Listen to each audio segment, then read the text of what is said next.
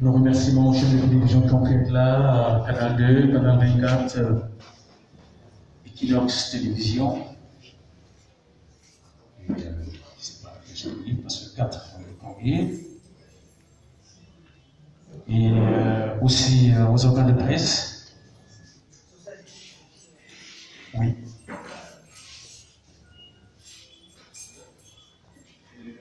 Le vice-président Sim, Emmanuel. Merci. Voilà.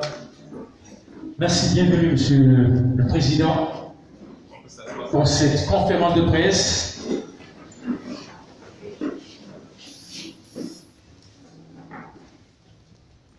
Quatre chaînes de télévision, il y a juste un quotidien que je ne vois pas encore parce que ça a été débité dans le nombre d'invitations. Voilà, mesdames, messieurs, bonsoir et surtout bienvenue ici au siège du MRC, le mouvement pour la renaissance du Cameroun.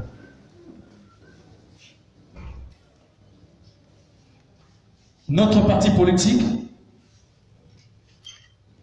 est, vous le savez très bien, leader aujourd'hui dans le leadership politique au Cameroun. Et vous le savez très bien, le Cameroun traverse une crise politique profonde. Et vous savez tous de la presse ce qui est arrivé notamment depuis le mois de janvier dernier. Cela dit, le directoire national du MRC, dont je vais vous présenter exceptionnellement quelques membres ici avant le début de la conférence, une fois n'est pas coutume, pour montrer l'existence de ce parti, quel que soit ce qui lui arrive, et ceux qui pensent que le parti a été décapité. Please, Barrister Christopher Ndong, I want to introduce you. Le secrétaire général du MRC, Barrister Christopher Ndong. Il est en même temps avocat au barreau du Cameroun.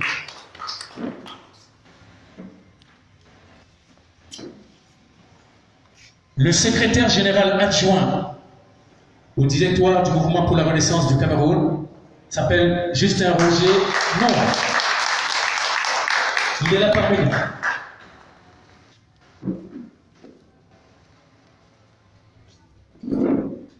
Le secrétaire national en charge du développement du MRC, il s'appelle Pascal Zamoui. Il est parmi nous. Oui, le Cordeau, c'est le nom le plus connu chez nous. Monsieur le conseiller. Le conseiller du président, le professeur Djougui, il est parmi nous.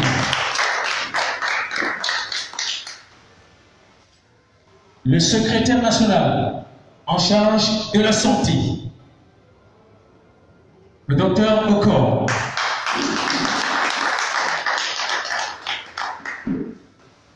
Et bien entendu, nous avons dans la salle, comme par coïncidence aujourd'hui, un élu, mais le Douala, il est conseiller municipal. C'est un reprise. Voilà. Le conseiller Sipo, bien entendu. Je crois bien le nom. Et le trésorier national adjoint du MRC, Okala Ebole.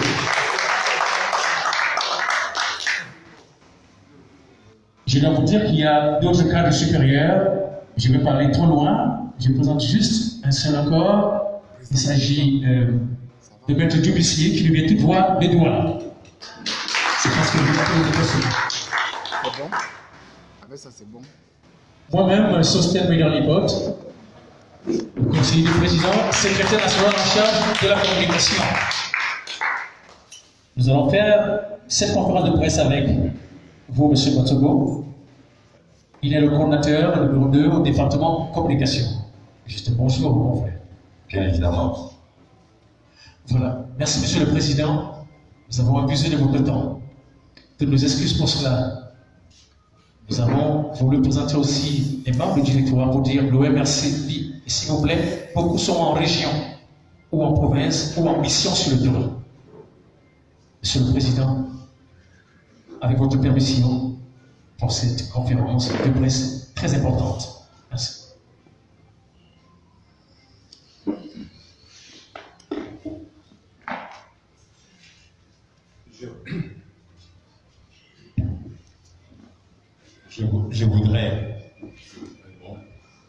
Je voudrais d'entrée de jeu m'excuser au nom du directoire du MRC pour le retard avec lequel nous commençons cette conférence de presse.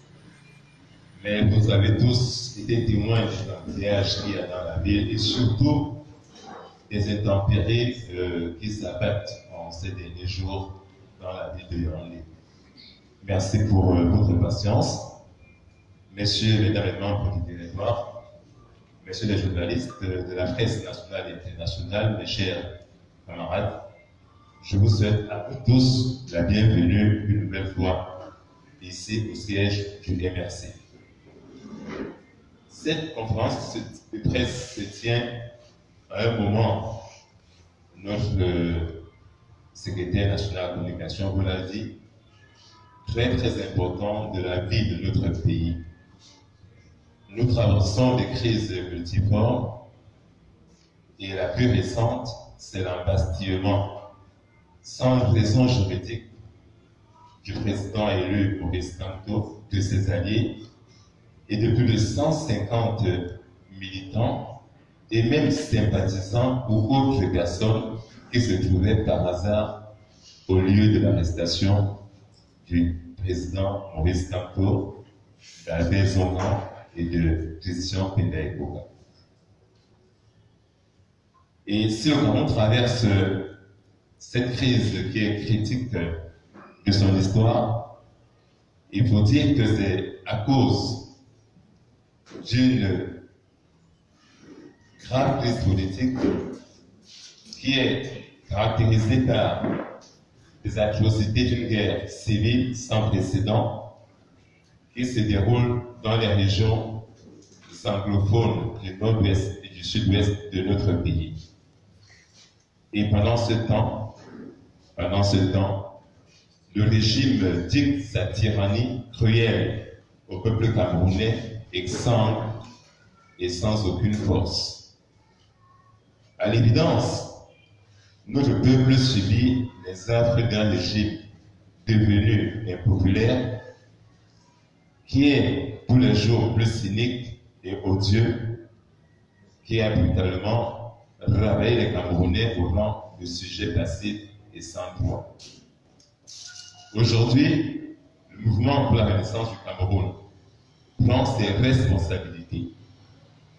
Fort de sa place de leader conquise sur l'échiquier politique national, en considération de la majorité des voix que le peuple camerounais souverain a accordé à son candidat Maurice Kamto, lors de la présidentielle du 7 octobre 2018, le MRC, disais-je, marque son total désaccord avec ce régime de M. Biya, tout en s'indignant du sort qu'il inflige tous les jours à ce peuple pacifiste, pacifique, mais humilié et profondément blessé dans son orgueil propre.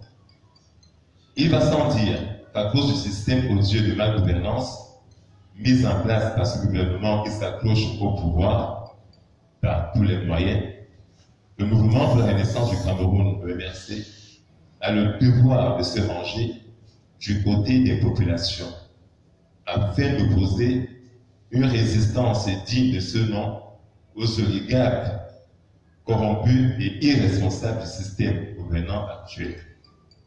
Après avoir écouté les attentes légitimes des populations et consulté les organes de base du parti, le directoire du MRC a examiné les aspirations profondes de la base de notre grande famille politique élargie aux organisations alliées. En conséquence, face à la communauté nationale et internationale, le MRC entend dénoncer une nouvelle fois les dérives totalitaires du pouvoir et ses pratiques inhumaines. Cette dénonciation se situe à plusieurs niveaux. 1.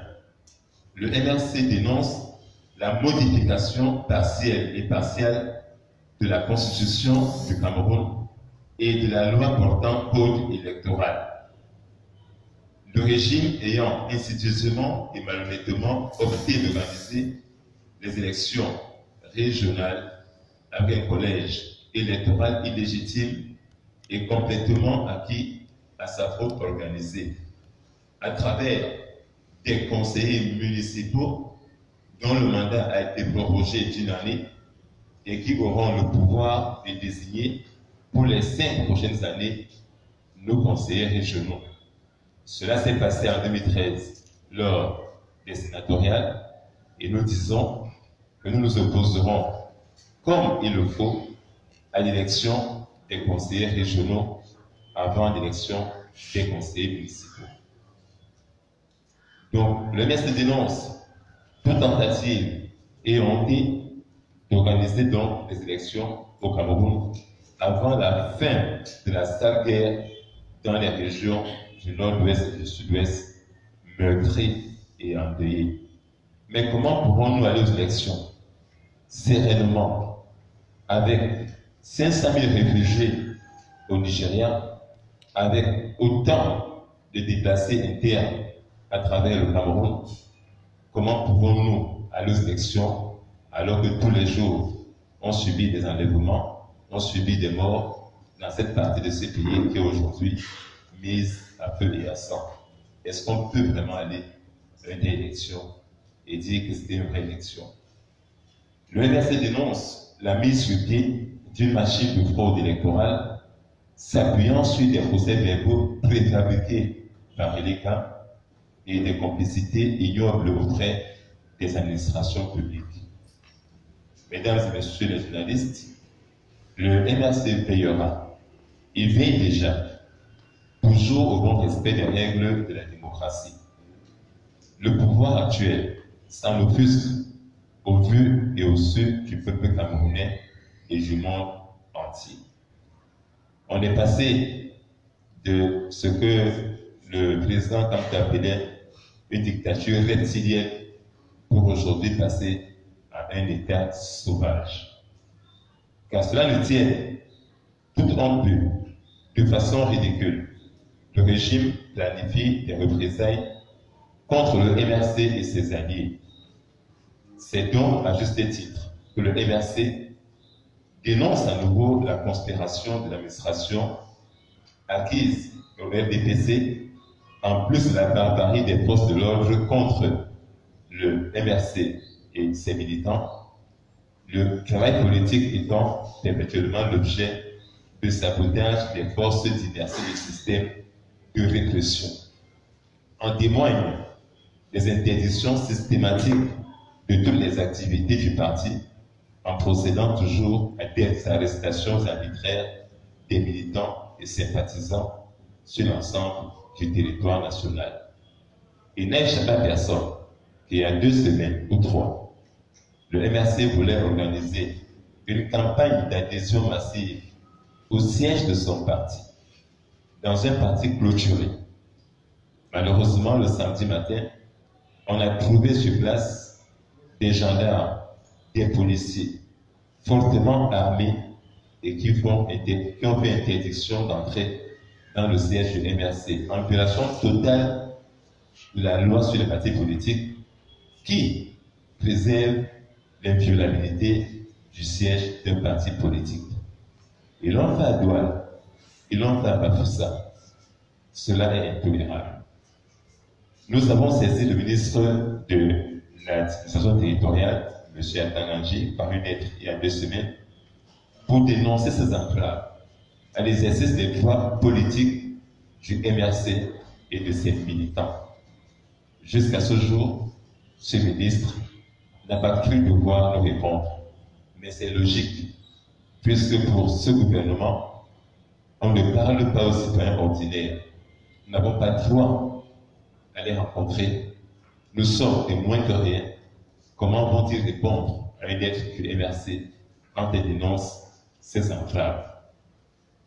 Le MRC prend à témoin le peuple camerounais tout entier et la communauté internationale quant aux violences perpétrées à l'encontre des militants et sympathisants qui exercent des droits civils, civiques, républicains.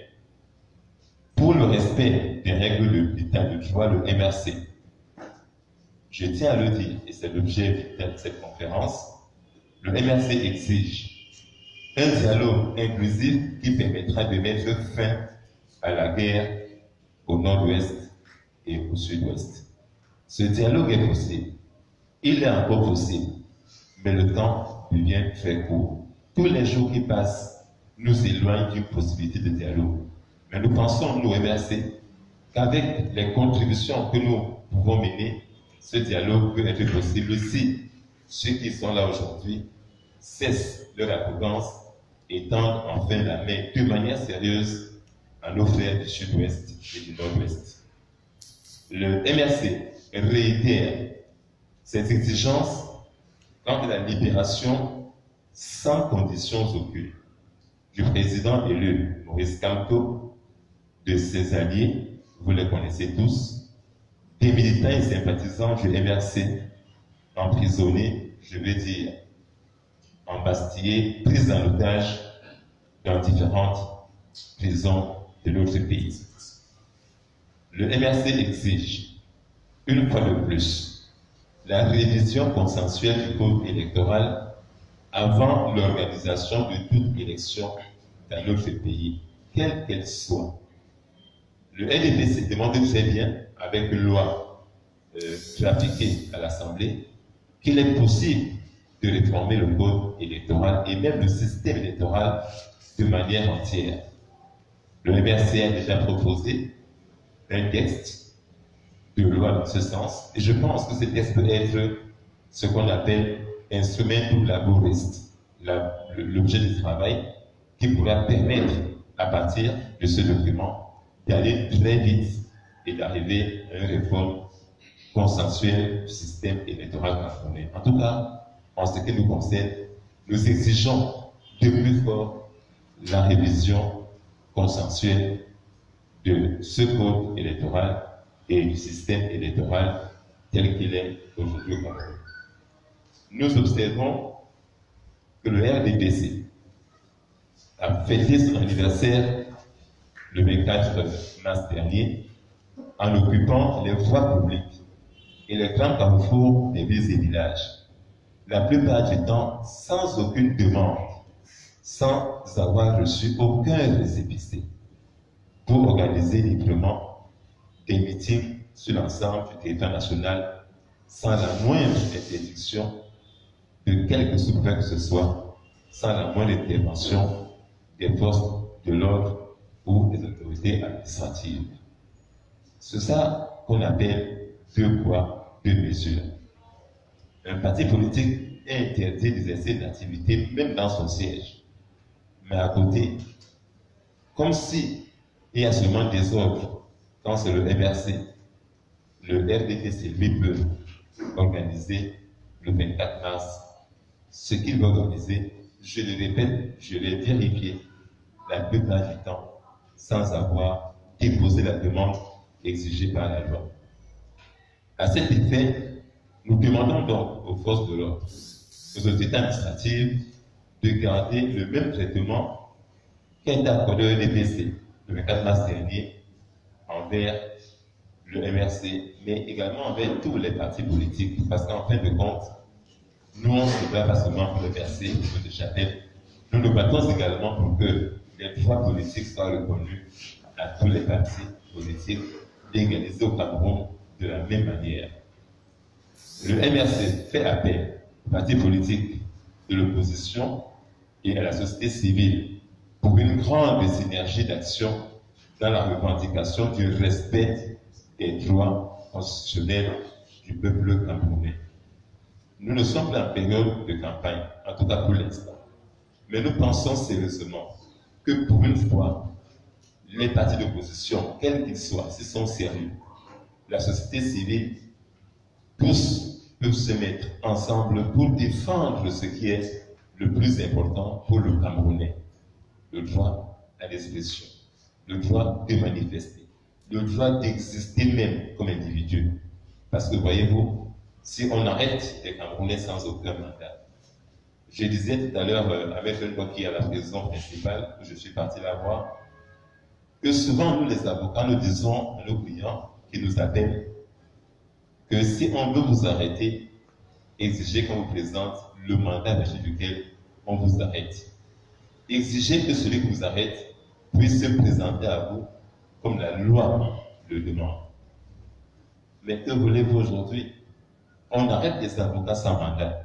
Cela veut dire que nous sommes en train de tuer même la profession d'avocat, de tuer celles journalistes, si ces gens n'ont plus le droit de s'exprimer.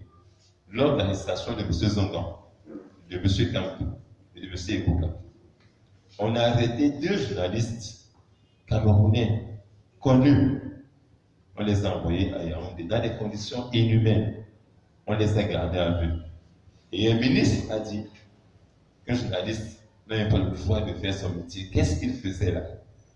Comme si vous deviez vous rendre compte des événements qui se déroulent en étant dans vos chambres. Et il avait dit, ce ministre-là, que vos confrères vont subir les affres de la loi. Mais pour une fois, et ça féliciter les journalistes qui ont pu se mobiliser, on a pu libérer vos 2 confrères. Cela veut dire, j'ai appris le jour qu'on a appelé une consoeur du journal Mutation chez elle sans aucun mandat. Voilà, personne n'est à l'abri. Et nous disons que nous devons nous mettre ensemble, nous tous, autant que nous sommes, juste aux citoyens ordinaires, pour revendiquer le respect des droits que la Constitution du Cameroun nous accorde. À cet effet, nous allons instruire les responsables des structures de base du parti à déposer des déclarations de manifestation publique pour la journée du 6 avril 2019. Nous entendons le 6 avril 2019 mobiliser tous les Camerounais pour revendiquer le respect des droits constitutionnels qui sont les nôtres. Parce que autrement, si cela avait été fait, on n'aurait pas arrêté comme tous les siens. Mais c'est parce que nous avons tous renoncé à revendiquer nos droits qu'aujourd'hui, nous sommes tous dans une grande insécurité. Voilà, mesdames et messieurs les journalistes, ce que nous voulions vous dire cet après-midi relativement aux entraves à nos activités, relativement à la position du MSC sur les élections à venir, relativement aux modifications annoncées du code électoral par le pouvoir de Yaoundé. Nous restons évidemment ouverts à toutes les questions, et bien je vous dis toutes les questions. Nous sommes prêts à y répondre sans détour et sans langue de bois. Je vous remercie.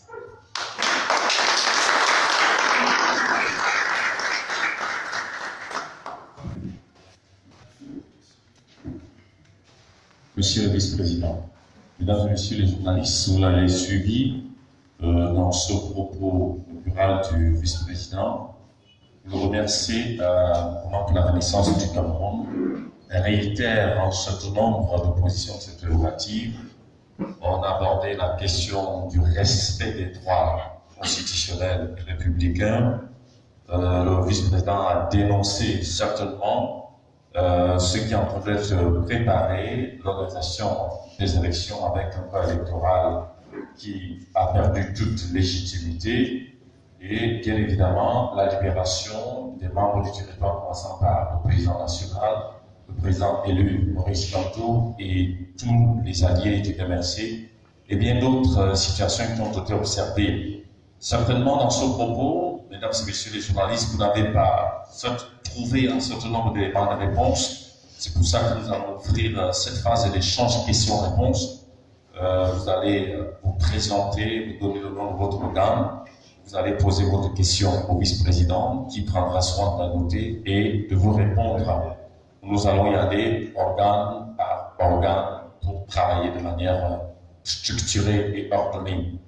Sans sous-estimer un organe ou prévaloir un autre, on lève tout simplement la main et je vais me donner le devoir de m'approcher de vous, je vais prendre le micro. Voilà, merci.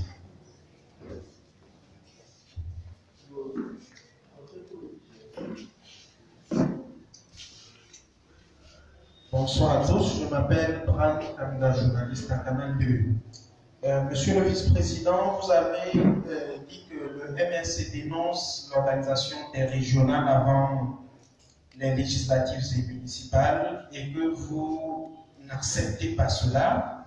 On se rappelle déjà que lors de l'élection présidentielle, vous avez dit la même chose, que vous n'acceptez pas l'organisation de l'élection dans un contexte sécuritaire qu'est celui des régions du nord-ouest et du sud-ouest, de l'extrême nord et bien d'autres. Mais après, vous êtes allé à l'élection. Alors, est-ce que vous n'êtes pas quelque part en train de jouer un tout petit peu avec les Camerounais? La deuxième question, vous dites le 6 avril 2019, vous allez organiser des manifestations pour revendiquer les libertés, les droits des Camerounais.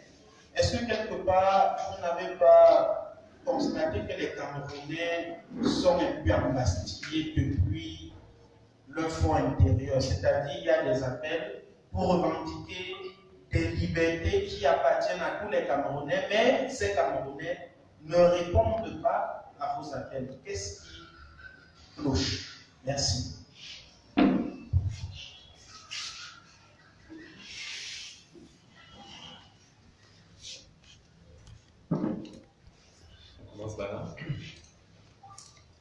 Oui, merci M. Kanga de ces deux questions.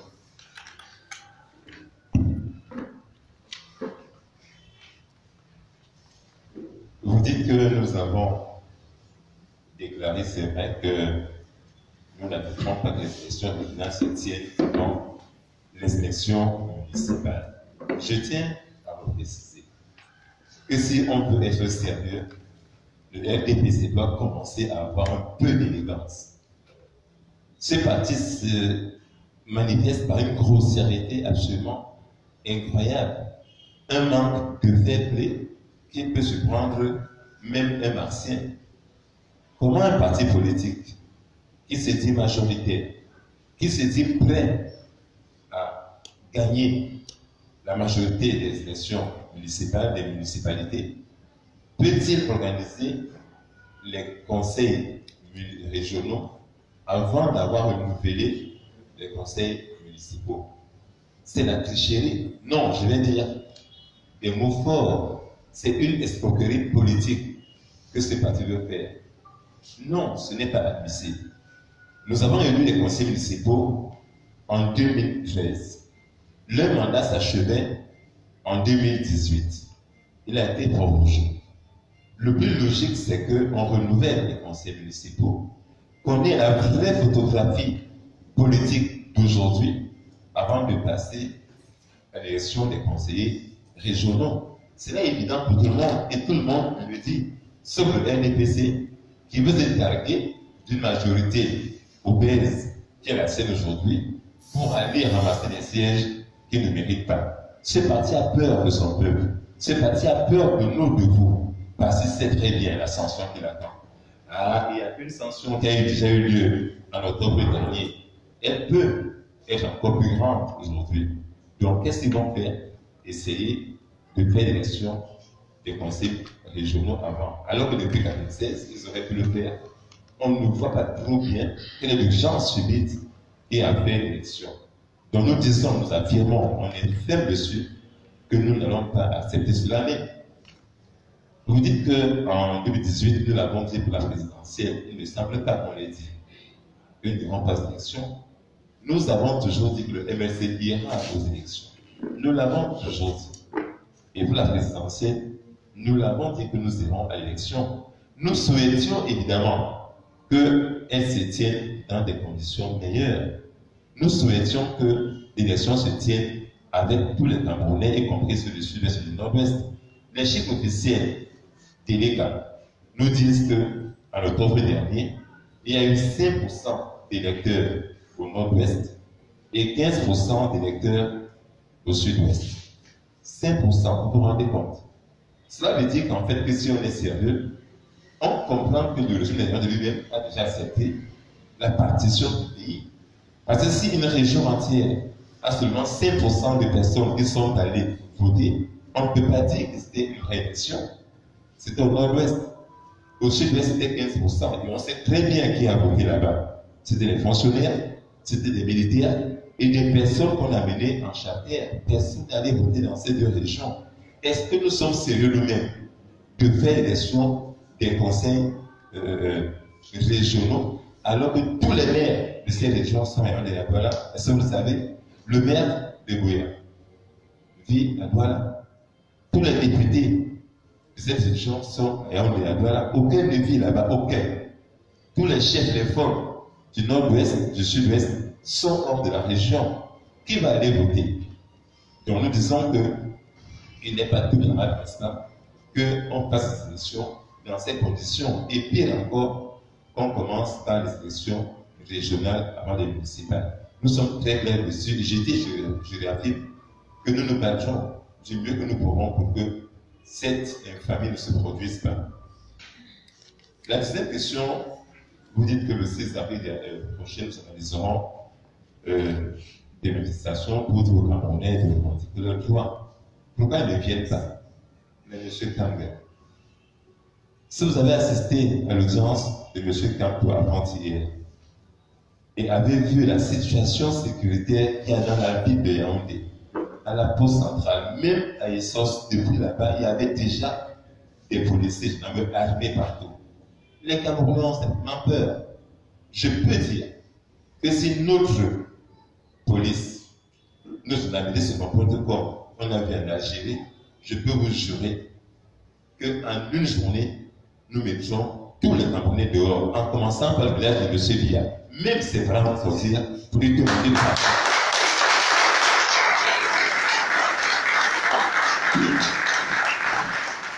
M. Bia sait très bien ce qu'il fait.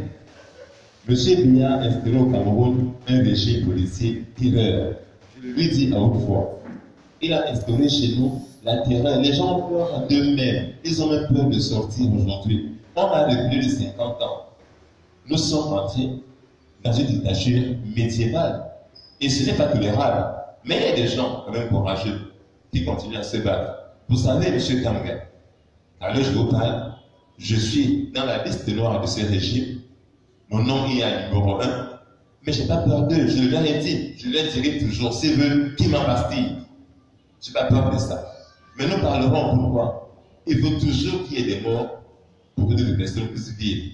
C'est pour ça que le MRC se bat. Et que nos cadres, le président du MRC et nos alliés, je les ai vus en prison encore aujourd'hui, ils sont des morales exceptionnels. Parce qu'ils savent que sur le plan du droit, ils n'ont commis aucune faute, aucun crime, aucun délit.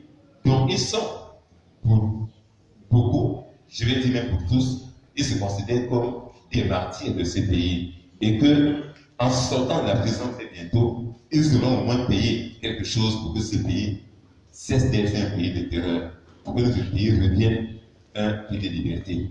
Si le 6 avril prochain, on nous donne des récépissés, des déclarations de manifestation, et les structures n'interdisent pas ces manifestations, je peux vous dire qu'il y aura des millions de Camerounais pour demander que leurs droits civiques et civils soient respectés. Mais si les scrutins refusent de récépissés et que le 6 avril, on mette des gens cagoulés dans tout Yaoundé, il est évident que les gens ne sortiront pas parce qu'ils ont peur. Ils sont tétanisés par la peur et le régime de Yaoundé a pour principal pilier la peur. Il le sait. La peur est ce par quoi ce régime le tient.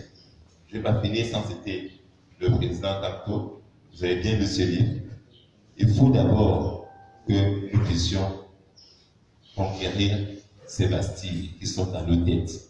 Cette peur qui nous engage, cette peur qui nous tient. Quand nous la vaincrons, vous verrez quand vous serez en capacité de dire à cette dictature qu'ils en ont marre et qu'elles s'en aillent.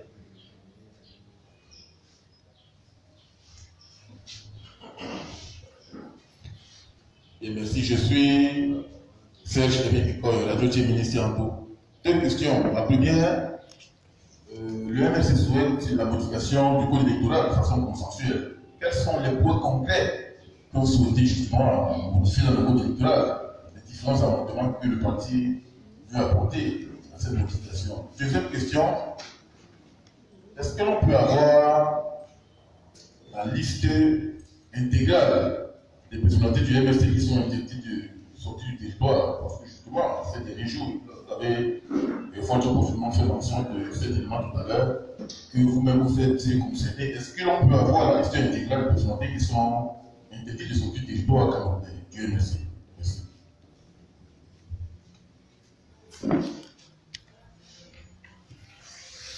Je vais commencer par la deuxième question. Je peux vous dire que j'ai vu de mes yeux la liste dans laquelle mon nom se trouvait. C'était au cours de l'audition de Maître Ndorki le mois dernier, quand il a été kidnappé, enlevé par des personnes, je ne peux pas vous dire si c'était des personnes, si c'était des militaires, des policiers ou des gendarmes. Maître Ndorki a été arrêté au poste frontière de Denao, où elle avait voulu faire un voyage de manière légale en compagnie de son mari, en passant par la police. Elle a été enlevée par 8 personnes qui étaient cagoulées. C'est le Cameroun qui est le nôtre aujourd'hui contre lequel nous devons nous battre tous. La loi exige que pour être arrêté, celui qui vous arrête doit d'abord se présenter, vous dire son nom, son prénom, sa filiation, qui il est, vous dire dans quelle unité il travaille et vous présenter le mandat à vertu duquel il demande à vous arrêter. C'est ce que la loi dit. Mais dans le cas qui est le nôtre, on envoie des gens arrêter des Camerounais, toucher la boucate, pas des personnes encagoulées. Donc elle ne sait même pas qui étaient ces gens. Ça aurait pu être des Boko Haram ou autre chose. Et dans la voiture, elle demanda à ces gens, elle était menottée, vous nous amenez où mon mari et moi, on est dit, on ne sait pas. Voilà ce qui s'est passé. Et c'est donc à Yaoundé, quand on auditionnait, qu'elle a demandé, comme avocate, à avoir le document sur la base duquel on a pu l'arrêter au sud-ouest pour la mener à Yaoundé. Donc la police lui a présenté ce message porté, signé par la police camerounaise, dans lequel il y avait exactement, je crois, 10 noms, au rang desquels il prenait ça. Et moi-même, je peux vous dire, dans les termes, sont les 2 personnes non encore arrêtées. Tous les autres sont déjà en prison. Et elle a demandé à ces gens, mais est-ce qu'on arrête les gens sur la base d'un message porté d'interdiction de sortie du territoire national, qui de surcroît n'a jamais été notifié, parce qu'il faut bien qu'on s'entende. Ce document, je l'ai vu acheter là-bas comme avocat de Maître Ndorki, mais jusqu'à l'heure qu'il est, il n'a pas été notifié. Et ce document ne porte aucune mention des raisons pour lesquelles on nous interdit de quitter le territoire camerounais. Aucune mention des raisons. Pire, on a écrit qu'on interdit de sortir du territoire des activistes politiques. C'est l'expression employée. Et je me suis dit quand même, si on est vice-président du MRC, trésorier du MRC, un parti qui a été aux élections, déclaré deuxième aux élections présidentielles, qu'on considère ces militants, ces hauts cadres, comme des activistes politiques, je comprends les idées. Je comprends comment le parti au pouvoir n'a jamais accepté qu'il y ait un multipartisme, qui subit en fait, qui accepte malgré lui la concurrence. Je comprends comment eux, ils nous traitent, activistes politiques. Donc, sur la liste que j'ai vue, il y avait dit. Et ces noms, vous les connaissez, c'était Alain Fouguet, Pauline Kingay, Pétain Bokar, Célestin Jamais, Maître Ndorki elle-même, évidemment. Maintenant, est-ce que c'est la seule liste qu'il y a? Je ne saurais vous dire. Parce que j'imagine très bien que si je n'étais pas allé ce jour à la police, je n'aurais pas pu savoir qu'il y a une liste dans laquelle mon nom se trouve. Donc il est possible qu'il y ait d'autres listes en portant d'autres noms, puisqu'on ne notifie pas aux personnes concernées les messages portés d'un interdisant de sortie du territoire. Voilà ce que je peux dire sur celle que j'ai vue. Pour les autres, je ne les ai pas vues, mais j'ai bien le sentiment qu'elles doivent encore exister. Le plus dramatique, je pense, je vais finir par là sur cette question, c'est que on est dans dans l'état sauvage dont j'ai parlé maintenant. C'est-à-dire qu'on prend un test contre vous. On ne vous dit rien. Si j'étais à l'aéroport de Yaoundé ou de Douala pour un voyage professionnel à l'étranger, ou même dans le cas que je suis parti, on aurait dit, ah, mais s'il voulait fuir. C'est ce que j'avais fait donc, qu'elle voulait fuir. Elle voulait fuir quoi? Dès lors qu'il n'y avait contre elle aucune plainte, contre elle aucune convocation, aucun mandat, aucun avis de recherche. Mais on dit qu'elle voulait fuir. Elle voulait fuir quoi? On peut dire qu'on fuit, c'est un mandat contre vous et que vous le savez déjà. Mais quand il n'y a rien contre vous, vous ne fuyez pas. Et elle a dit à ces gens, maintenant je suis au courant de ce qu'il y a un document qui m'a interdit de sortir du Cameroun, eh bien, je ne sais pas combien. Mais non, on l'a mis à Yaoundé pour lui opposer des infractions que vous connaissez tous. Donc, c'est l'état sauvage dont je parlais maintenant. Sur les points concrets sur lesquels le MRC exige la révision du système électoral, je vais, M. Bikoy et vous autres, vous inviter à lire.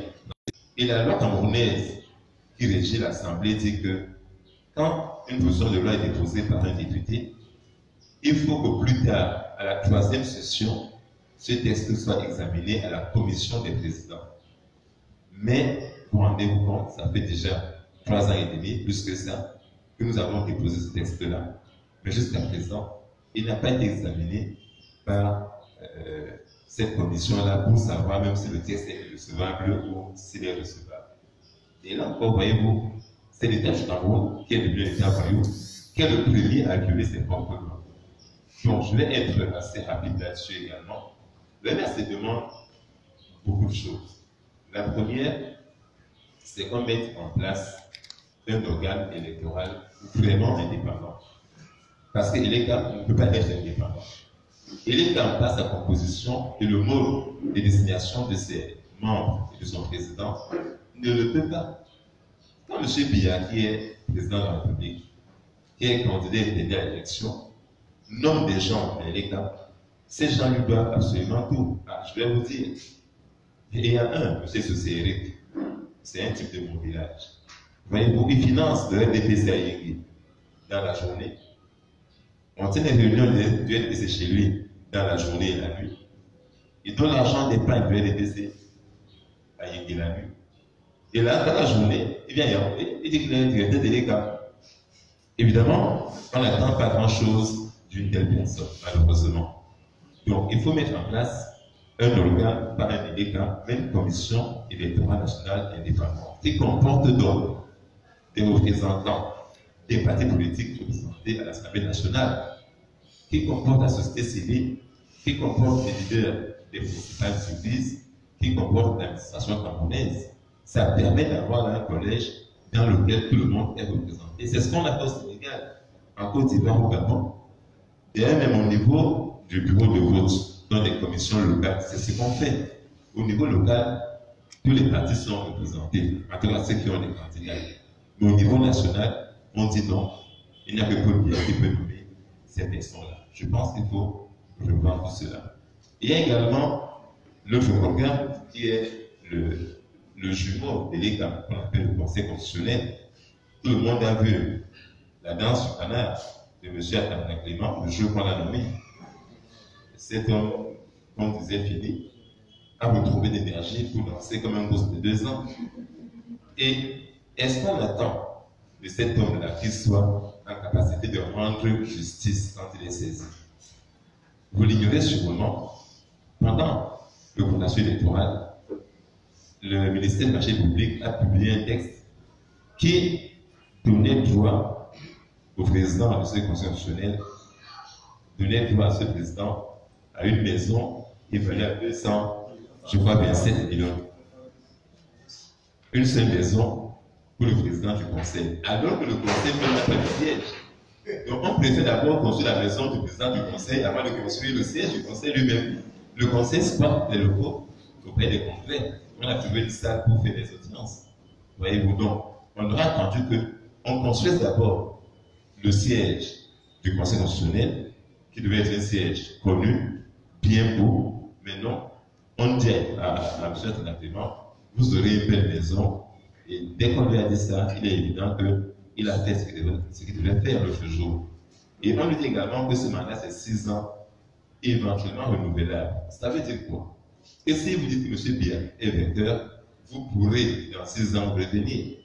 La mesure première disait que c'était un mandat de 9 ans non renouvelable, ce qui donnait au conseiller constitutionnel et à son président une liberté d'action. Mais dès lors que ces mandats qu'on peut renouveler à la guise de celui qui est candidat, il est évident que ce n'est pas gérable. Le système doit être notifié sur ces points-là et que les personnes qui sont nommées soient proposées par d'autres organes et non pas seulement par le président lui-même, qui par ailleurs est président du parti politique. Et ça ne coûte rien, parce que nous disons que l'on fait des réformes qui n'ont pas un impact quelconque sur le budget du Cameroun et qu'on peut donc faire très facilement. On a demandé qu'on ramène l'âge électoral à 18 ans. Mais ça, beaucoup de gens me demandent depuis toujours, on ne pense pas qu'on puisse le faire. On demande qu'on ramène le découpage électoral tel que la loi le prévoit. C'est-à-dire qu'il faut que les circonscriptions électorales soient coupées en fonction des populations qu'il y a dans les zones. On a pu remarquer par exemple que dans le sud, il y a des départements qui ont droit à 4 députés, alors qu'ils ont 300 000 habitants, alors qu'ailleurs, il y a 4 millions d'habitants, mais il y a seulement 9 députés. Donc il y a là un déséquilibre dans le découpage des circonscriptions. Il faut revenir dessus. Il y a des choses même plus simples, qui sont même plus mécaniques. Je vais finir par là parce qu'on pourrait passer la nuit et la journée prochaine pour payer les cautionnements au municipal. On vous demande que chaque candidat doit aller payer sa caution. Donc quand on va, et mes camarades peuvent vous dire la souffrance qu'on a eue, quand on va aux impôts pour payer les cautionnements, pour Yaoundé des cas par exemple, il y a certains conseils municipaux. Et vous payez pour chaque candidat une caution. Et ces candidats se désistent. Il faut recommencer à zéro. Bon, on peut faire très simple. On demande à chaque parti de payer pour la liste, puisqu'on est en scrutin de liste. Ça aide à payer pour 61 ans. Et à l'intérieur de la liste de partis peut, s'il y a un désistement ou un mort ou un malade, le remplacer simplement. Donc, c'est des choses qui sont très simples à faire. On demande à ce régime, mais il refuse de le faire. Donc, M. Decoy, pardonnez-moi, je vais vous envoyer simplement une nouvelle fois ce document, qui est un document très complet et dans lequel nous avons proposé les modifications électorales que nous prenons utile. Évidemment, l'élection à 2 tours présidentielle, mais ça, évidemment, M. le Général, tout le monde le sait, l'élection à 2 tours, parce que si le président est élu à 25%, c'est pas normal. Donc, ça, c'est des réformes sur lesquelles je pense que vous tous, on n'a pas besoin de revenir. Une autre question, deuxième. Oui, excusez-moi, je suis Paul Choupa, le promoteur de la page Le TG de l'Info et journaliste pour le site d'information Cameroun Web. J'aurais certainement 3 questions, notamment, je vais revenir sur la question du 6 avril. Pour ceux qui ont une mémoire fraîche, savent que c'est une date entre guillemets historique pour le Cameroun. Ça fait 35 ans aujourd'hui, et dès lorsque M. Biya a pris le pouvoir, on nous a fait savoir qu'il y a eu un coup d'État contesté par certains. Pourquoi avoir choisi cette date-là?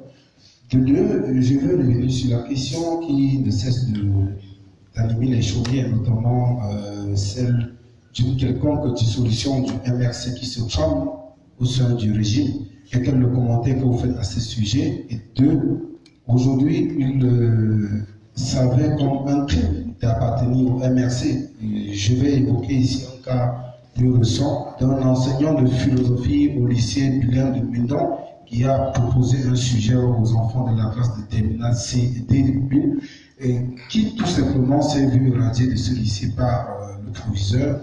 Et je vais également parler de ces jeunes qui décident de faire des investissements humains dans plusieurs villes qui sont embastillées, enfermées.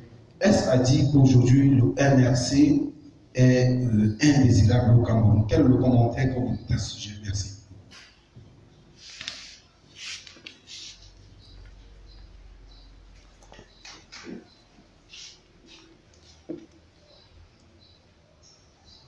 Oui, merci, monsieur Chuta. Votre question est, je voulais dire, amusante, mais en réalité, le 16 avril, c'est une coïncidence. le 6 avril 1984, il y a des putschistes qui ont voulu remplacer le régime de M. Biya. Cette date est une pure coïncidence. Par contre, je vous exhorte à aller lire le discours de ces militaires. Allez lire le discours du 6 avril 1984. Vous aurez l'impression que ces gens étaient en 2019. Relisez-le. Il parlait déjà de la corruption. Il parlait déjà de détournement des données publiques, comme si les gens voulaient s'enrichir rapidement et partir ailleurs en 1984. Quand on voit le résultat aujourd'hui, quand on apprend que des ministres ont détourné des milliards et des milliards en dizaines, on se demande comment ces jeunes gens ont pu être visionnaires. Sans être partisan du coup d'État, mais je dis que relire ce discours nous donnera réfléchir. Donc, le 6 avril, nous comptons demander aux Camerounais de reprendre leur destin en main, de se réapproprier de leurs droits civiques. C'est tout ce qui leur reste. Ils n'ont pas déjà les besoins qu'on leur a promis. M. Biya dit qu'il voudra laisser à son pays la prospérité. Prospérité, tout le monde sait très bien que c'est raté. C'est raté définitivement. Eux-mêmes le savent que c'est raté. Ils nous ont dit qu'ils en 2035, on pourrait voir. Non, c'est raté. L'autre chose, il disait qu'il veut laisser à son pays la démocratie. Mais ça, M. Biya n'a pas laissé la démocratie. Ça nous-mêmes de la conquérir. Ça nous-mêmes, c'est la personne d'autre. Messieurs, mesdames, si quelqu'un vous empêche d'entrer chez vous, dans votre maison, et que vous acceptez vous de dormir dehors toutes les nuits, dans les intempéries, eh bien c'est à vous qu'on doit donner un blanc. Et non à celui qui vous empêche d'entrer chez vous. Il faut se battre pour arracher des droits pour nous. Donc je dis, pour la démocratie, nous avons commencé à acquérir, à arracher de plus certains droits en 90, pendant que certains marchaient les armes en main, les machettes en main pour dire non, le militantisme, nous nous battions jeunes gens à gloire pour faire des cartons rouges, des cartons jaunes, des villes mortes, pour pouvoir aujourd'hui avoir ces quelques droits. Mais ces droits qu'on a pu acquérir dans ces années 90, le régime de M. Biya est en train de les reprendre au point qu'on arrive à la question 3 que vous posez sur le fait que aujourd'hui être militant du MRC, il faut avoir le courage. Moi, les gens me disent, j'ai encore reçu aujourd'hui du Canada un message d'une de mes fidèles qui me dit, tonton, il faut faire attention. Je dis, à quoi? En faisant comment? Mais elle n'est pas tort en fait, parce qu'on peut m'arrêter en sortant d'ici. Parce que j'ai dit ce que j'ai dit, sans aucun mandat. On peut très bien le faire. C'est le pays dans lequel on est aujourd'hui et c'est contre ça que nous nous battons. Il ne faut pas que les Camerounais qui ont choisi un parti politique soient menacés dans leur chair parce qu'ils ont fait ce choix. Il ne faut plus, malheureusement, oui. C'est le cas aujourd'hui. On a vu dans la semaine de la femme des militants du MRC aller curer les caniveaux à Mokolo. On les a arrêtés. On les a arrêtés. On les a traînés à la police parce qu'elle faisait la propriété. Et il y a quelques jours encore, à Yaoundé en Como, les jeunes du MRC sont allés faire la propriété. On les a arrêtés parce qu'ils font la propriété. On veut comprendre. Les villes sont sales, les gens se lèvent pour les rendre propres. Et on menace ces gens. Je ne comprends rien à cela. Moi, je veux comprendre. À l'époque de mon père, il me disait que on leur exigeait chacun de balayer devant chez lui, de défricher. Sinon, vous aviez une amende. Maintenant, les gens défrichent et ils ont une amende, ils sont menacés pour avoir défriché. Voilà le pays dans lequel M. Biya nous ramène. Mais ça, ils le font parce que c'est les gens du MRC. Parce que ça très bien. Qu'est-ce qu'ils nous laissent faire? On donnera l'exemple de ce que ce pays sera demain. Le candidat Kanto avait dit devant ce pupitre à l'époque que s'il est le président de la République, la première chose qu'on va faire, c'est qu'on va peindre toutes les maisons en blanc au bord des routes camerounaises. On va tout nettoyer, enlever les ordures, peindre en blanc de telle manière que celui qui est parti il y a 1 mois et demi ou 2 mois, quand il revient, il se dise, mais je suis dans la ville blanche, à Bafoussable, à Yaoundé, à Bambao, à Douala. Donc, redonner l'éclat à notre vie. M. Biya nous a laissé dans la saleté totale. Dans tous les quartiers, c'est comme ça. Les ordures viennent titiller nos portes. Et on nous interdit d'enlever les ordures qui sont devant nos portes. Voilà ce que M. Biya et ses amis peuvent nous imposer aujourd'hui. Et c'est à nous. Ou nous plions les chiffres, nous courbons la tête et on se laisse marcher dessus. Ou alors on dit, on est prêt au sacrifice suprême pour que notre pays ne vive plus jamais ça. Donc effectivement, aujourd'hui, il y a des menaces, et je vous ai dit, je vous ai vous l'aurez tout à l'heure, si nous ne l'aurons pas, j'ai écrit moi-même à M. Atananji, j'ai déjà dit cela, pour m'insurger au nom du parti, contre ces pratiques-là, qui nous ramènent 50 ans en arrière, qui nous ramènent à un endroit où on ne pensait plus être. Je n'ai jamais imaginé qu'on arrêterait un leader politique pour avoir simplement revendiqué sa victoire. Et M. Payolo le fait en RDC sans être inquiété. M. Sissé le fait au Mali depuis un an et demi, les gens marchent sans être inquiétés. Et au Sénégal, le jour, les opposants de M. Macky Sall ont dit qu'il ne connaissait pas sa victoire. Il a tendu la main. Mais au Cameroun, dire que M. Biya n'est pas vainqueur est devenu un crime. Dire qu'il y a un hold-up est devenu un crime. Parce qu'ils nous disent qu'on peut tout dire, sauf de dire qu'il y a un hold-up. Pourquoi?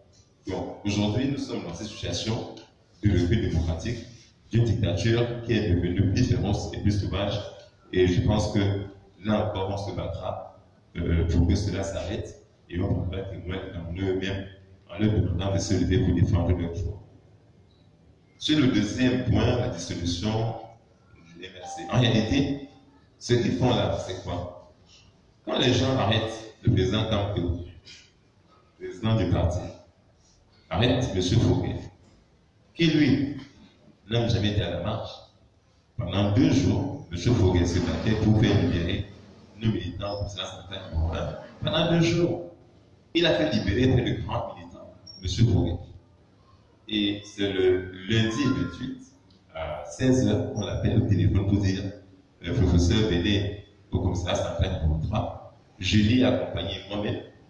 On nous a mis tous les deux dans une voiture de police, Fouquet et moi. Beaucoup on dit après qu'on m'a arrêté parce qu'on nous a mis dans une même voiture, encadré par des policiers. On allait à la police judiciaire et il est temps, on lui a signifié qu'il est gardé à vue. Qu'est-ce qu'il a fait? Mais on l'arrête parce qu'il est prisonnier du MRC. On essaie de décapiter la machine. Mais voyez-vous, la même réponse qu'on leur fait, c'est que nous disons, on organise les adhésions massives. Malgré le fait qu'on a été 150 personnes, nous avons eu voilà, en une semaine 3500 personnes qui sont venues dans le cadre de MRC. Et même, il y a le transport que partout dans la ville, et même de plus loin, sont venus payer les cartes d'adhésion à MRC. 3500 personnes. Et c'est ça qui les inquiète. D'ailleurs, on a eu, je crois, 1000 et poussières avec des pétitions qui avaient été faites. Oui, monsieur, à Bafoussam, ils ont encerclé le siège du parti pour éviter, pour empêcher les adhésions massives. Donc c'est ça. Quand ils arrêtent la tête et ils coupent la tête, mais se rendent bien compte que derrière, c'est comme une pieuvre, elle est en train de grandir. C'est ça le MRC. Donc si on arrête 10 personnes, il y a 2000 qui vont s'inscrire. Si on arrête 1000, il y a 20 000 qui vont venir. Donc, il faut qu'ils sachent même que ça ne sert à rien de continuer à faire ce travail macabre, de continuer à faire cette sale besoin contre nous. Donc, effectivement, nous avons appris de sources assez bien informées que le plan d'origine, c'était de dissoudre le MRC. Mais ce sont dit sur dissoudre le MRC, comme on reviendrait avec ces gens, une nouvelle fois, ces avocats, devant la juridiction compétente, pour démontrer aux du monde que c'est une pétition qui n'est fondée sur rien, parce qu'on n'a rien fait de mal. Donc, ils se sont dit, dissoudre le MRC, ils vont se battre en droit, c'est leur domaine. Qu'est-ce qu'ils vont faire? Ils ont préféré plutôt arrêter les leaders, les mettre en prison, en se disant comme ça le parti est mort. Mal leur en est pris. Je peux vous dire aujourd'hui, sur le plan judiciaire, sur ce volet, le président Kamto a demandé au juge militaire de statuer d'abord sur sa compétence. Parce que pour nous, ce juge militaire n'a pas de compétence pour juger des personnes civiles. Ça fait un mois que quand tu as été appelé devant ce juge, et depuis lors, on n'a encore appelé personne, parce qu'eux-mêmes sont pris à leur piège. Comment ils vont faire? Comment ils vont faire pour sauter cet argument en béton que nous avons opposé? Comment ils vont faire? S'ils veulent se déclarent compétents, mais nous, on va savoir ce qu'on fera à ce moment-là. Le monde entier les regarde. Le monde entier les regarde. Des traités ont été signés par le Cameroun qui interdisent qu'on juge un civil devant un tribunal militaire, quelle que soit l'infraction commise par le civil. Et nous avons ratifié ces accords. La Cour suprême elle-même a dit que ces conventions internationales sont au-dessus des lois du Cameroun. Si une loi camerounaise dit que le civil par le tribunal militaire, cette loi est une loi qu'on appelle chez nous une loi non écrite, parce qu'elle est contraire à la Convention internationale, et dans ces cas, c'est la Convention internationale qui va primer. Donc, cette question du préalable de la compétence a été posée par le président Campo. Et nous attendons fermement comment ils vont faire pour la sauter. Comment ils vont faire avec les 150 personnes inculpées qui, elles, ne viendront pas d'abord au tribunal, parce qu'elles vont dire au juge, répondez d'abord à la question préalable. Voyez-vous? Donc, je pense que l'intelligence pour le parti au pouvoir, c'est de laisser vivre le MRC. Mais voyez-vous, mes chers amis, sachez-le, toutes les fois qu'ils essaient de nous faire du mal, ça se retourne toujours contre eux et c'est à notre avantage. C'est pour ça que l'embastiment de leader ne nous fait pas peur. Au contraire, c'est pour nous une raison d'être encore plus déterminés, plus forts et plus engagés qu'avant.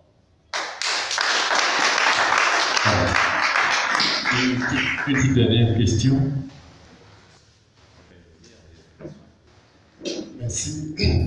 Je m'appelle Innocent Gadjou, de Radio Info 6. Monsieur le vice-président, vous avez dit que vous allez déposer des demandes pour la marche du 6. Et si ces demandes sont refusées, est-ce que vous allez marcher? Et je m'en voudrais si je ne vous pose pas cette question. Il se dit que la présidence a envoyé des émissaires pour négocier la libération du président national du MRC. Qu'en est-il exactement? Merci. Bien, je voulais qu'on commence par, voyez-vous, par des questions sémantiques. Nous devons nous tous nous rendre compte que tous les jours, nous aidons le pouvoir de M. Biya à nous traiter. La loi camerounaise ne parle pas de demande. Ce n'est pas une demande qu'on fait, c'est un droit constitutionnel de manifester. Alors, la demande simplement que nous puissions déclarer, pour des raisons évidentes de sécurité, d'organisation administrative. Parce que si, par exemple, le MSC veut faire une marche au marché d'Odja, le 22, le 6 avril, par exemple, et qu'en même temps, le MSC est possible de faire une marche le même jour, à la même heure, au même endroit, il y aura un problème. Donc, on déclare pour que l'autorité administrative puisse savoir comment organiser tout cela. Simplement, c'est une déclaration.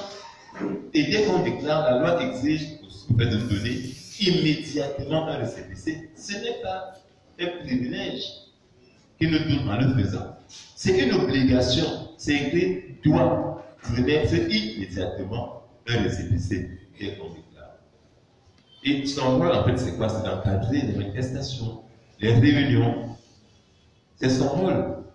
En disant, non, MRC, SDF est déjà au marché de Doja, vous allez faire ça plutôt à Tropicana. Voilà son rôle. Ou de changer la date. Mais qu'est-ce qu'ils font désormais? Ils interdisent systématiquement. Or, on dit qu'ils doivent interdire en cas de circonstances graves. Mais il y a eu quoi de grave avant? Il faut au moins qu'il y ait un précédent en matière de droit dans la jurisprudence. Et il y a une gravité ou un risque d'atteinte à l'ordre public. S'il y a déjà eu une atteinte préalable, là, on va dire qu'il y a un risque d'atteinte à l'ordre public. Mais il n'y a rien eu avant. M. Chatou venait chez moi un jour. Et je dis, n'entrez pas. Il y a un risque d'atteinte à l'ordre public, ma maison. Vous n'y avez jamais été avant. Sur la base de quoi je me fonde pour dire une chose pareille. Donc, les préfets ont décidé, de manière systématique, d'interdire toute réunion, manifestation, dès lors que c'est un parti autre que le parti au pouvoir qui l'organise. C'est ça la question. Donc, c'est dans les demandes qu'on dépose des déclarations parce qu'on a un parti républicain.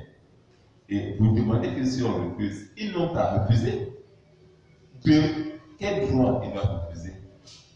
Que nous puissions exercer un droit qui nous est reconnu par la loi suprême et par les conventions internationales. De quel droit? C'est à eux de nous expliquer pourquoi ils refusent. Donc, en ce qui me concerne, je considère qu'ils ne vont pas interdire. Donc, les gars seront prêts. Et si ils interdisent, ça veut dire qu'ils interdisent ce qu'on leur interdit même d'interdire. Donc, c'est eux les porteurs de troubles, ce n'est pas nous. C'est à eux de rendre compte. Dans le 6 avril, nous déposerons déjà dans des délais nos déclarations de manifestation publique et on attendra pour les récépissés des sous-préfets et on attend 2 simplement qu'ils puissent encadrer nos manifestations, tout ce qu'on a. Sur la deuxième question, mais je l'ai lu comme vous, qu'il y aurait eu une rencontre secrète entre le président élu, Maurice Kamto, et l'émissaire du président M. Biaf à la cour d'appel du centre le 26 mars dernier, c'est-à-dire mardi. Lorsque le président Kamto arrive à la cour d'appel, dans une camionnette blanche du président principal, ce gars se stabilise devant, pour ceux qui connaissent ce tribunal, devant la grande salle d'apparat de la Cour suprême. Et je suis par hasard, à ce moment-là, devant cette salle. Je vais aller vers lui, je suis déjà en robe d'avocat. M'étonner que, alors qu'il devait être 7 à passer à la cour d'appel, on a amené lui seul dans le cas. Lui seul. Donc, je me suis étonné et je lui ai demandé, il m'a tiré la vitre. Le président, qu'est-ce qui se passe, vous êtes seul? Il me dit, je ne sais pas. Tout le monde était habillé, était prêt. On m'a dit que je viens d'abord seul. Voilà, puis je suis rentré. On m'a amené seul. Je dis, pourquoi? Donc, on s'est parlé pendant qu'il était dans le car. Après 5 minutes, on a ouvert le car pour qu'il aille dans une salle où il devait attendre le début de son audience. Je me suis donc déplacé pour aller vers la portière de ce car. Et dès qu'il descend du car, je lui serre la main. Et on va tous les deux, je lui indique la salle dans laquelle on est 5 ou 6 qui nous retrouvons dans cette salle. Après, je crois 10 minutes, on vient l'appeler pour lui écouter d'ailleurs le bureau de ce dossier-là. Et nous sommes allés ensemble dans le bureau de ce juge qui était à 1 mètre pratiquement de la salle dans laquelle le président Kamto était. Et dans la salle, dans le bureau de ce juge-là, il lui a dit que le dossier n'est pas un état et qu'il va pouvoir le renvoyer. C'est ce qui a été fait, ça a pris moins de 5 minutes. Et je l'ai accompagné moi-même dans le cas et il est parti à la prison principale. C'est ce cas qui amène les autres accusés après, les autres détenus après. À quel moment il y a eu cette négociation? Je ne saurais vous dire, à moins que le Saint-Esprit ne soit venu invisiblement lui parler, mais non, il n'y a pas eu une telle chose, j'étais présent, je peux en témoigner personnellement, il n'y a pas eu de rencontre pareille. Et s'il y en aura eu, dans tous les cas, vous le saurez soit avant, soit pendant, soit après, mais dans tous les cas, nous remercier.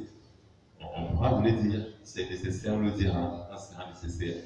Donc ce jour-là, je peux vous affirmer, parce que j'étais là, qu'il n'y a pas eu de négociation entre un quelconque émissaire de M. Biya et le président élu Maurice Kamto.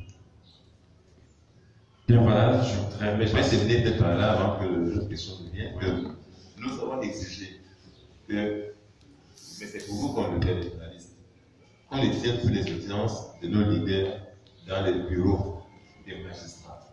Les audiences sont publiques. Les décisions sont rendues publiquement au nom du peuple camerounais. Si on estime que nous avons commis des crimes, eh bien qu'on nous juge devant le peuple contre qui ces crimes ont été commis. Les avocats l'ont dit à ce juge. Nos clients ne lui ont réitéré. Et s'il veut nous juger dans les bureaux, eh bien nous n'irons pas là-bas. Être jugés à huis clos. c'est terminé. Ces affaires où on vous savez, dans un bureau d'un juge, pendant des heures et des heures, ce que nous, on va dire pour nous défendre, comment vous le saurez. Il faudra que même s'ils viennent à la télévision après faire une interview de 2 minutes pour telle ou telle chaîne de télévision, ça. Or, si vous-même vous y êtes, vous témoignerez avec vos propres mots de ce que vous aurez vu et non pas avec les mots de l'avocatcie et qui plus est, des présidents de l'MRC. Voilà, donc nous avons demandé cela, que ces audiences se tiennent en audience publique, que nos clients détenus soient entendus publiquement et que le peuple camerounais puisse en être informé par vous qui êtes en charge de ce travail-là. Et à l'audience du mardi 2 avril, nous allons commencer par ces préalables, exiger que cette audience soit publique. Faute de quoi, eh bien, on a dit au juge, nos clients ne se feront pas entendre avec clos. Eh bien, voilà, on va voir les dernières questions. Oui. Est-ce qu'il y avait un point de doigt derrière? C'est la dernière. Ouais. Je suis Jérôme Fonjo, je travaille pour le quartier. Alors, vous avez évoqué les audiences. On aimerait savoir à quel niveau se situe l'avancement du dossier de l'affaire Capto, ses alliés, les militants qui ont été en Bastille sur votre dossier. Bien, c'est une question vraiment technique. Je vais vous dire, et il faut comprendre très bien, parce que souvent, mais c'est normal, on est un peu perdu dans ces détails des procès. Dans l'affaire Capto, il y a eu 3 volets. Le volet numéro 1, c'est celui des personnes qu'on a arrêtées à Yaoundé et qu'on a jugées il y a 2 semaines, je crois, au tribunal de première instance de Yaoundé centre administratif, statut en matière correctionnelle. Ils ont été jugés, ils ont écopé de 12 mois d'emprisonnement ferme pour 26 d'entre elles. 11 ont été relaxés au bénéfice du doute et 26 ont été condamnés à 12 mois de prison ferme. Pour ce volet, nous avons interjeté appel immédiatement à la Cour d'appel du centre pour contester cette décision, qui était une décision absolument inique, parce qu'on a mis en prison des gens qui étaient à la marche, alors que d'autres avaient été remis à liberté le même samedi. On ne comprend pas. Deuxième chose, on les a condamnés pour 2 infractions, attroupement et manifestation publique. Ce n'est pas possible en droit. Donc, l'attroupement, ça veut dire que vous avez formé un attroupement physique statique à un endroit. On vous dit ne restez pas là, déplacez-vous. C'est un attroupement. Et manif, elle, dans le sens, comme c'était une marche. Donc, on dit à la fois que les gens ont fait l'attroupement et qu'ils ont marché. Et j'ai dit à ce juge, Monsieur le Président, vous me faites penser qu'on peut tomber à plat ventre sur le dos. Parce qu'on ne peut pas être à la fois en train de marcher et c'est statique. Et la loi prévoit dans ce cas une peine maximale de 6 mois. Maximale. Et le juge a infligé 12 mois. Et on sent très bien là, dans le visage du juge, dans son attitude, il y avait une hargne, une rancœur, comme s'il venait régler un compte.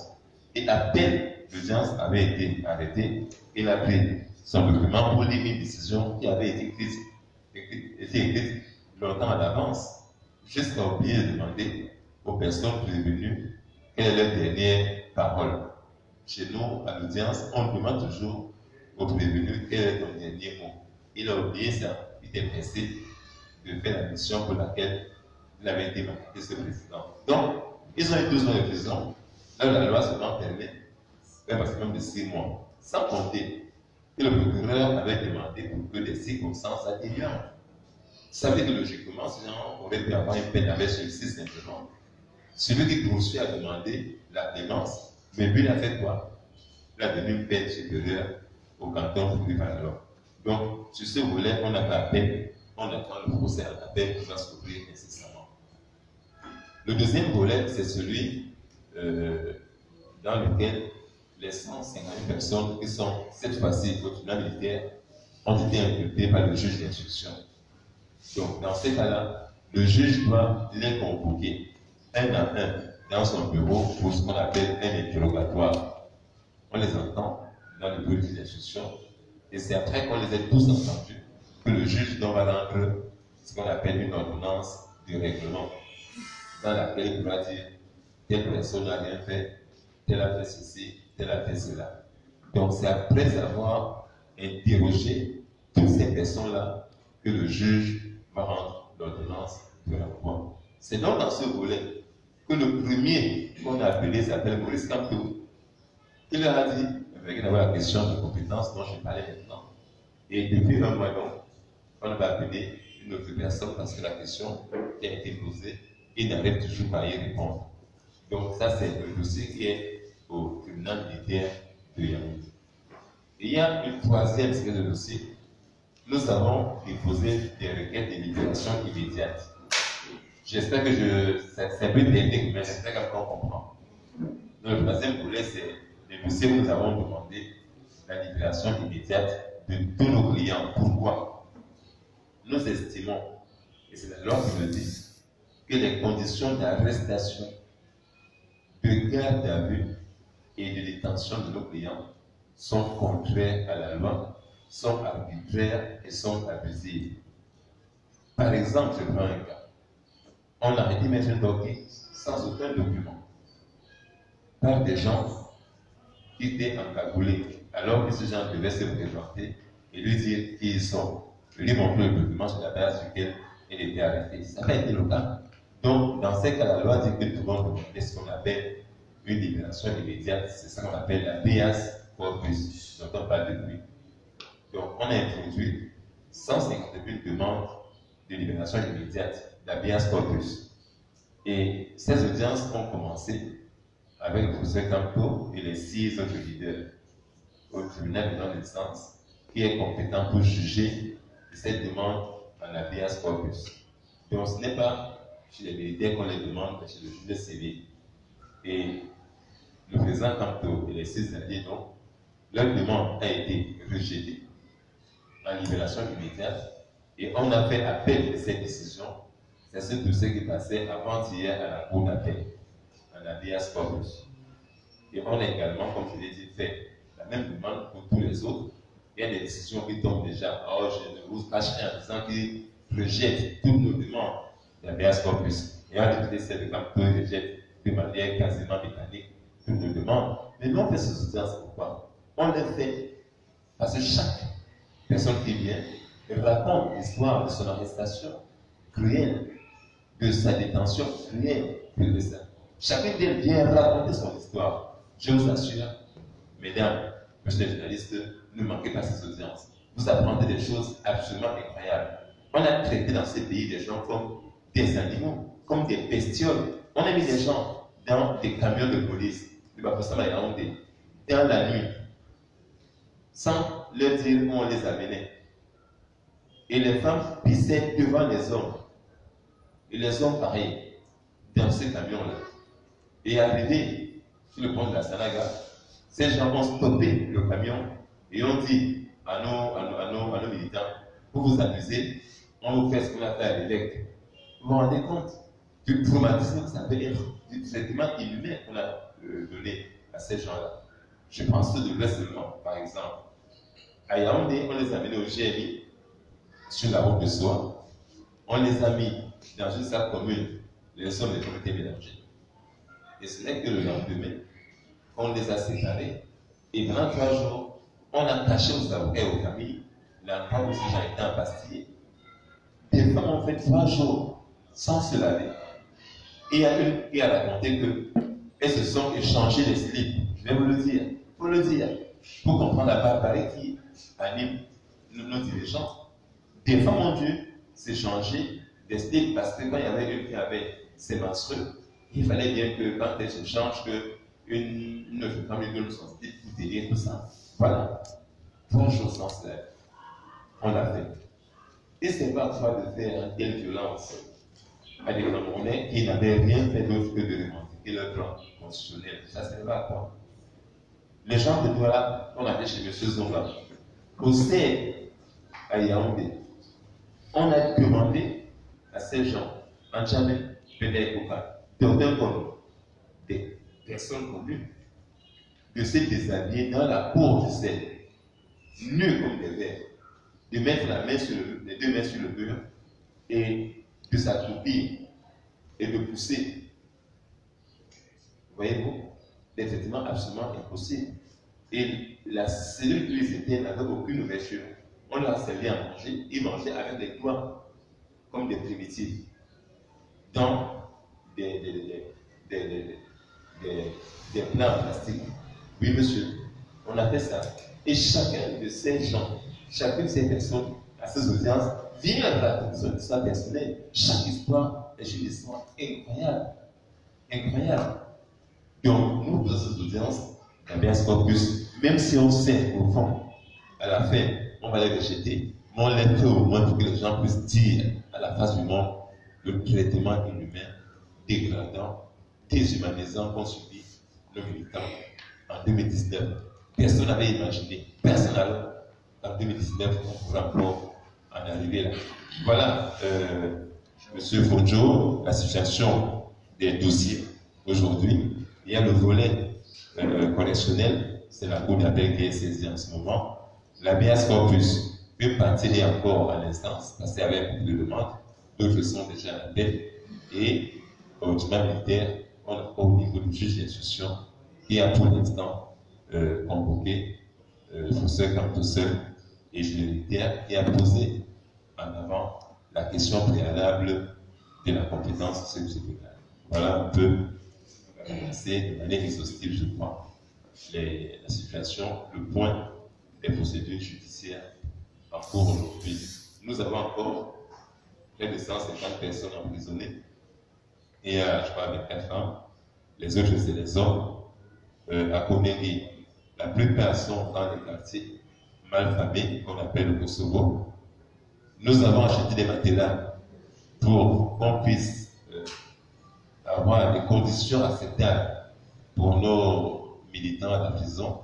Le législateur a pris sur lui de confisquer ces matelas au point que jusqu'à présent, il y a des hommes et des femmes qui dorment à même le sol dans les prisons camerounaises dans des conditions incroyables. Les femmes, elles dorment à l'extérieur et dès qu'il pleut, vous imaginez ce qui se passe au sol. Mais on a acheté des seaux, des gamelles, des chaises et des matelas que l'administration a décidé de séquestrer, de confisquer et de laisser dormir des Camerounais parce qu'à la fin, même ces gens de l'MRC, c'est comme d'abord les Camerounais, les laisser dormir au sol comme des chiens, comme des animaux. C'est le traitement qui est intelligent de militant, je pense qu'il était bien avant que je n'ai oublié de vous le dire. Et que vous qui êtes quand même, je le crois, comme les avocats, les défenseurs des droits de liberté, que vous puissiez relayer ces conditions inhumaines et que le monde se sache dans quel pays, à la fin, nous tous nous vivons aujourd'hui. Monsieur le vice-président, je voudrais signaler au passage l'arrivée du conseil spécial du président, Sa Majesté Liloïka, qui a fait tout l'heure, et du président national des jeunes, bien sûr, qui est également arrivé. Nous allons peut-être mettre un terme à cet échange. D'abord, je voudrais repasser le micro au secrétaire national de la communication, Dr. Sotel Bidar, monsieur le président, pour clôturer effectivement. Oui, merci infiniment. Mesdames, Messieurs les journalistes, on s'en fout le petit mot de revoir du président Maître Emmanuel Sim. Je tiens juste à dire merci à la presse, malgré les intempéries qui arrivaient nombreuses. 12 organes de presse ont été représentés. C'était le nom. Il y a 2 qui n'ont pas prévu, mais ils ont remplacé 2 qui étaient accrédités, mais qui ne sont pas arrivés là. Donc, merci à la RTS, merci à Canal 2, merci à la Nouvelle Expression, merci à JDCOM, merci à Mutation, à Alert Info, donc une agence de presse internationale, merci à ICFM, à Info TV, merci à Canal 24, merci à Pochit. Chouta et son site, et merci à Cameroun Télévision, et merci aussi à Equinox, je ne vais pas encore mon nom ici, M.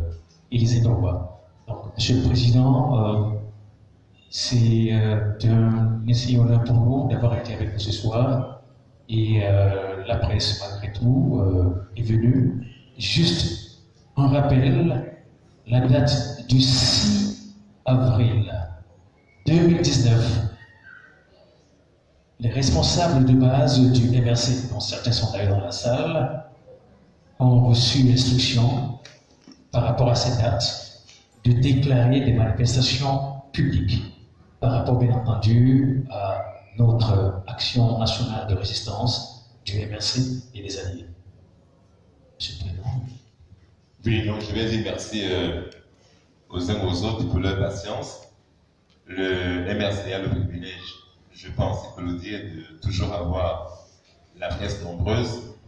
Mais c'est normal parce que dès le début, nous avons dit que ce que nous ferons sera fait en toute transparence, que nous dirons ce que nous ferons ce que nous disons. Et c'est pour ça que la presse est toujours appelée toutes les fois que nous avons quelque chose à dire. Ceux qui nous dirigent doivent savoir que nous n'avons rien à cacher. Notre seul souci, notre seul motif, c'est de donner aux Camerounais un pays dans lequel il fera bien vivre demain. C'est de faire à ce que nos enfants n'aient plus à traverser les rivières, les déserts et les mers dans des aventures.